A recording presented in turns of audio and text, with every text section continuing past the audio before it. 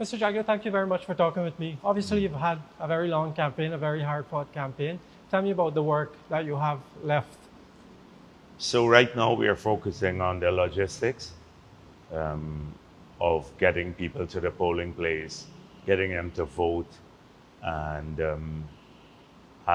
ensuring that the vote is done openly, transparently, freely, and then having those votes counted also openly and transparently, and hopefully having an early declaration. This work to get people out, is it a lot of work? It is a lot of work. You see a lot about the political campaign. Many people see the speeches, they see the rallies, the meetings, the press conferences, the interviews.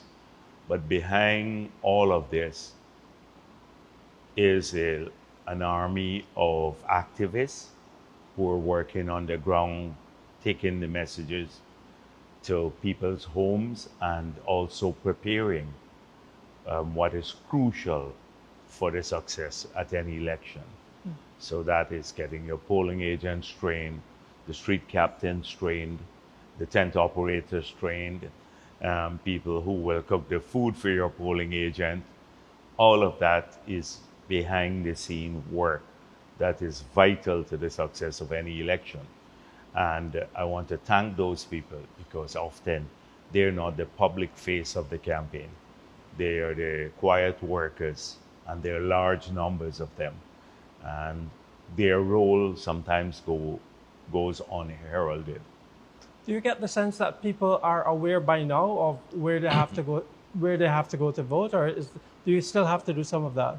Yes, we set up a hotline, so we're getting calls, not as many as before, because we have done quite a bit of work on the ground. But the hotline is still assisting people to find their names on the voters list, and hopefully, if they have problems on election day, we will also be able to help navigate through those problems. So we're getting, I should say, a sizable amount of calls, but not overwhelming the system. And then there are lots of people who want to go back home and vote. For example, they may have moved to Region 3. They need assistance to get back to 6. We are helping with that too.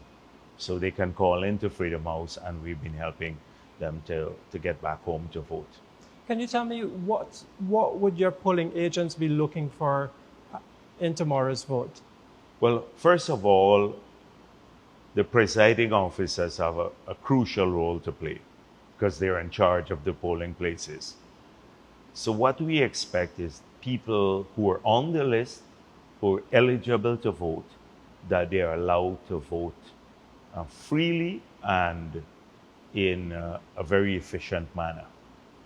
And our polling agents would be there to oversee that, to see that only those who are eligible to vote at these elections. Now, often you have groups of people who may not be on the list, who may just go there to create issues around the polling places and then claim they're not on the list, they're not being allowed to vote. So we have experienced that in the past. And from what I gather, the security forces and GCOM itself, they're looking to ensure that those people don't succeed should they go to the polling places with the intent of creating a disruption by falsely claiming they're not allowed to vote.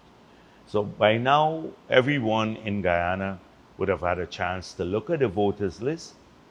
The Carter Center and others said the list is not bloated as claimed by APNU and others. They would have had a chance to see whether they're on the list or not.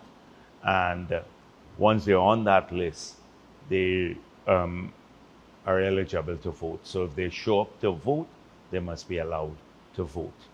And people they can vote with their ID card or with other documents, or even if they don't have a document, they can take an oath and then vote. Is there any concern at all that you have about GCOM's preparations and their ability to conduct Monday's polls? So far, they have worked very efficiently on discipline services voting day.